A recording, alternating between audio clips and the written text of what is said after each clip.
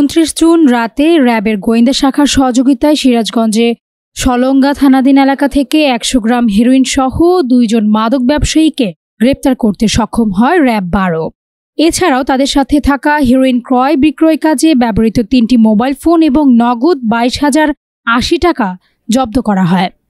গ্রেপ্তারকৃত আসামিদ্বয় মোহাম্মদ মামুন দুলাল এবং শ্রী সুমন কর্মকার। তারা উভয়ই রাজশাহী জেলার গোদাগাড়ির এলাকাবাসী। প্রাথমিক জিজ্ঞাসাবাদে জানা যায় যে আসামিদ্বয় দীর্ঘদিন যাবৎ লোকচক্ষুর আড়ালে রাজধানী ঢাকাসহ দেশের বিভিন্ন জেলায় তাদের ব্যবহৃত মোবাইল ফোনে যোগাযোগের মাধ্যমে মাদকদ্রব্য হেরোইন ক্রয় বিক্রয় করে আসছিল। গ্রেপ্তারকৃত আসামিদ্বয়ের বিরুদ্ধে সিরাজগঞ্জ জেলার সলঙ্গা থানায় মাদকদ্রব্য নিয়ন্ত্রণ আইনে একটি মামলা দায়ের করা হয়েছে।